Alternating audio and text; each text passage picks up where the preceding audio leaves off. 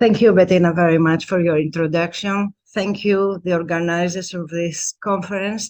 It seems to be a very interesting conference, and it is well organized. So today I'm going to talk about fictionalizing the book object, again about book materiality in nostalgic picture books. Literary children's culture takes place between two poles, the material oral traditional practices, such as fairy tales, counting rhymes, jokes, wordplays, etc., and the super material picture book like these pop-ups. It is true that one of the commonest characteristics of the contemporary children's book is the emphasis on its materiality. Books are not only words, they are smells, shapes, sizes, materials, weights, and textures perceived with all the senses of the reader. It is worthy researching books beyond the words about their physicality. Please read the subtitle of Tom Mole's book, The Secret Life of Books, why they mean more than words. Don't forget that antiquarian books are often experienced only as physical artifacts rather than being read for their contents. This gives rise to interesting stories. This is a book about a book thief. Rare book theft is even more widespread than fine art theft. Also, the display of books was often more important to its owners than its content. In the early 19th century, an emerging non-aristocratic wealthy middle class started setting up private book rooms mainly for showing off own book collection to visitors. It is true that we love books not just for their inked stories, but also for their physical attributes. Since books become containers for memories and thoughts beyond what the author penned, books as physical objects are connected to nostalgia. Books as objects trigger nostalgia due to the sensory aspects of all books, including touch and smell. Listen to the sound of page turning. Look the damaged pages. Smell the past. The scent of our old books is particularly evocative and provoke vivid and emotionally charged memories. The books carry memories associated with their acquisition and their readings. The books of our childhood offer a vivid door to our own pasts, and not necessarily for the stories we read there, but for the memories of where we were and who we were when we were reading them. To remember a book is to remember the child who read that book. Our books bear the marks of our readings.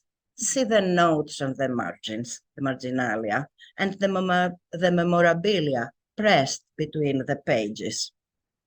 The scribbles in the margins, the occasional date on the fly leaf, the faded bus ticket marking a page, I do it all the time, all remind us of who we were then.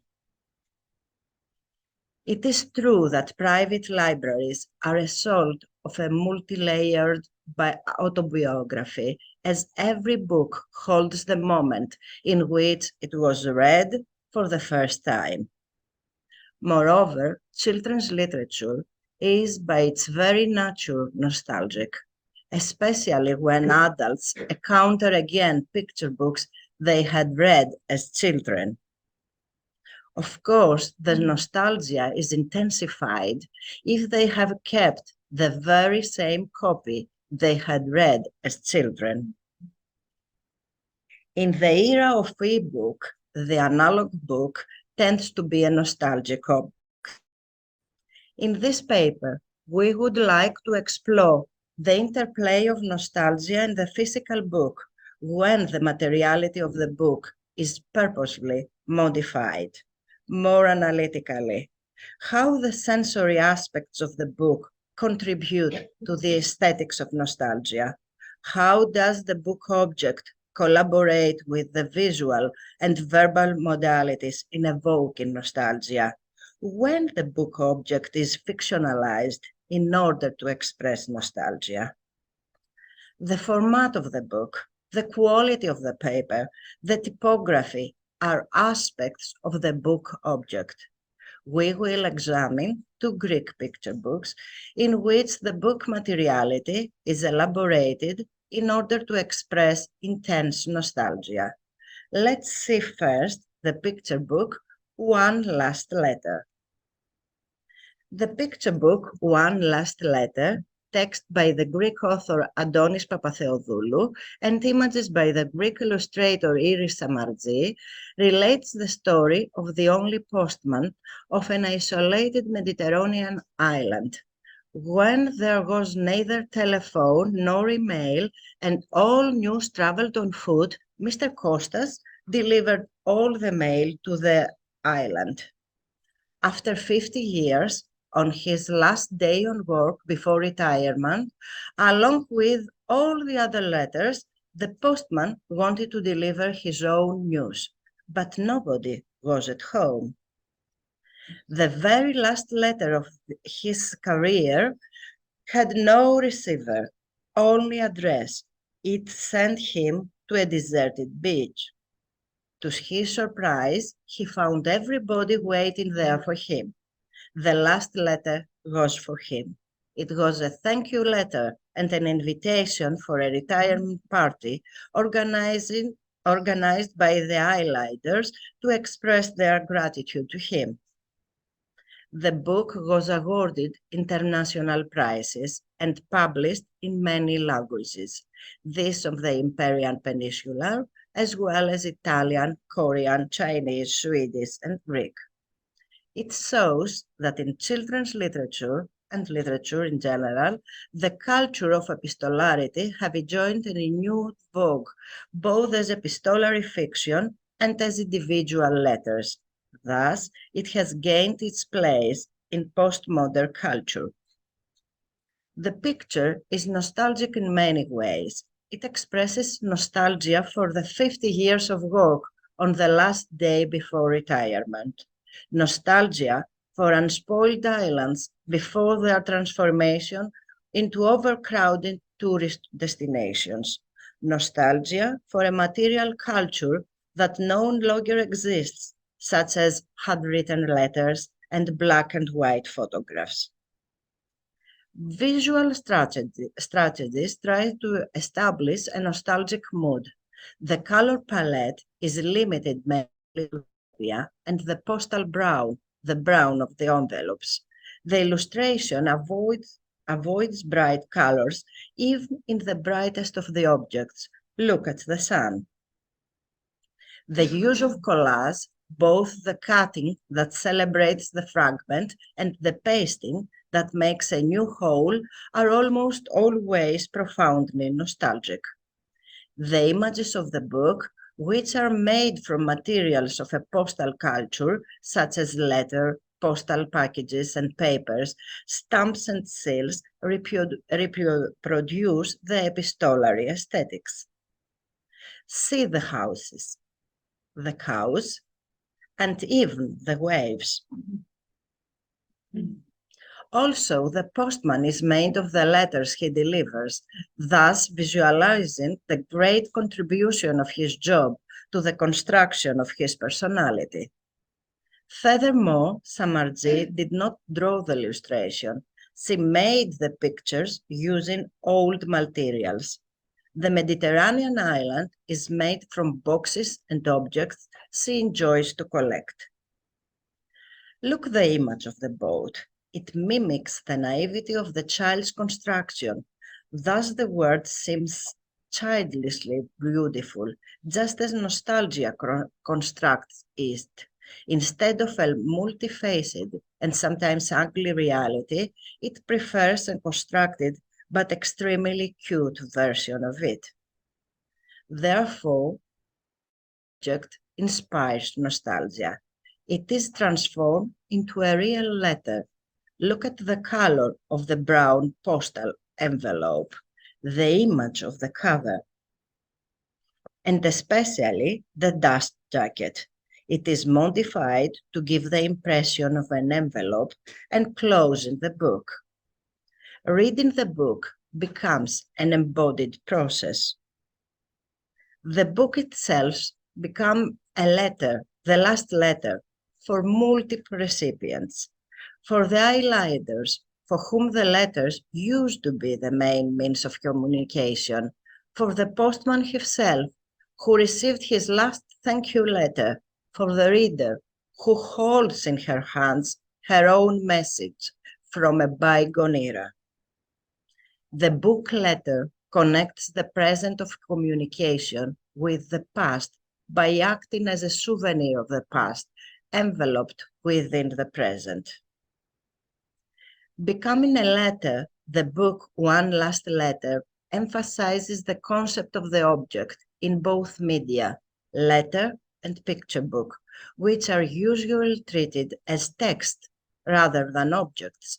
The materiality of the book strengthens the nostalgic mood of the text and directs the reader's attention to the book as an object. The book becomes fictionalized, and along with the verbal and the visual text, intensifies nostalgia. Fiction has beyond the boundaries of the text and infuses the peritext with fictional elements. The book as object hovers between reality and fictionality. In nostalgic books, the physical book may be transformed into a nostalgic object, such as an album with photographs, or a scrapbook, or a memory box. The second picture book we are going to see is a bilingual edition titled The Prince. On the last page, we read the story of the book. The story of the book is very interesting. During the Nazi occupation of Greece, April 1941, October 1944, the painter Andreas Vourloumis and his wife Hypatia created a picture book as a New Year gift for their 3 children. You can see the date, January the 1st, 1943. The Prince is a fairy tale written by Hypatia and decorated with 6 watercolors of Andreas Vourloumis. After his death of Andreas Vourloumis, 1999, his son Panagis discovered in his things a yellowish and slightly damaged manuscript. It caused him great emotion, and he decided to publish it. The story is about a prince who slays the dragon and marries the beautiful princess. Although the text is not nostalgic, it may trigger nostalgia because the genre has been identified with the previous oral culture and reminds adult readers of their own childhood. The illustration of Andreas Vourloumis is based on 6 watercolors, which create an atmosphere that emerges in the midst of times, and therefore a nostalgic mood may be applied. However, intense nostalgia is evoked by the materiality of the book that imitates the real manuscript Panagis Vourloumis discovered in his favorite things. The size and the shape of the book, as well as the transparent pages, imitate the watercolor sketchbook of Andreas Vourloumis. The color and the quality of the paper refer to the expensive paper of the original. Also, the handbinding, you can see it, of the book, which circulated in a limited edition of 500 copies, gives it the form of a precious manuscript. Also, the cover flaps tie the entire book with a piece of string and give the impression of an old envelope, which protects its precious contents. In addition, the book's typography imitates the original manuscript and creates a nostalgic book object. See the two-color page frame, the handwritten capital red letters lined between invisible lines. The color of the letters, especially the variation in the intensity of the color, which imitates ink.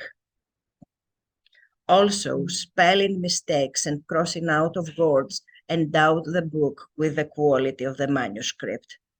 In this case, the materiality of the book is mainly responsible for the nostalgic quality of the book.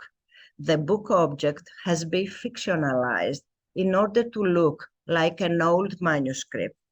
Thus, it evokes a kind of media nostalgia, the nostalgia we feel when we encounter communication ways that no longer exist. We know this age test. The book object withdraws the emphasis from the story of the prince and places it upon the story of the old manuscript and the book we now have in hands. And of course, this is not the first time that something like this happens. The book, as a souvenir of another era, owes its nostalgic power not to its contents, but to its materiality, as well as the supplementary narrative discourse that both attaches this to the origins and creates a myth with regard to these origins. Just to sum up, apart from the old books that are connected to nostalgia, modifications of the physical book object once again fictionalize the physical book and are very important for the aesthetics of nostalgia. We are expressed not only through verbal strategies and visual techniques. The materiality of the book is crucial for evoking nostalgia. In books that have taken the form of nostalgic objects, such as old letters that treasure memories, fiction overflows beyond the borders of the text and infuses the peritext, a zone of reality, with fictional elements that reinforce the fictitious story and multiply the senses of nostalgia already established through the verbal and visual text. Also, books become nostalgic not due to their content, but because they are transformed into old manuscripts. They evoke a sort of media nostalgia. The emphasis is now placed on not on the text, in other words, the fictitious story, but on a supplementary story accommodated at the peritext concerning the history of the book. Although we tend to forget that a book is not only text, but also a physical object, when the thickness of the book is underlined through its transformation into a fictional object, its role becomes crucial as a threshold to interpretation. Once again, the book is not treated as the transparent vehicle for a story, but is valued as an object in itself. Thank you very much. Vala, Halva, Lava. Vala, Vala. Okay, thanks.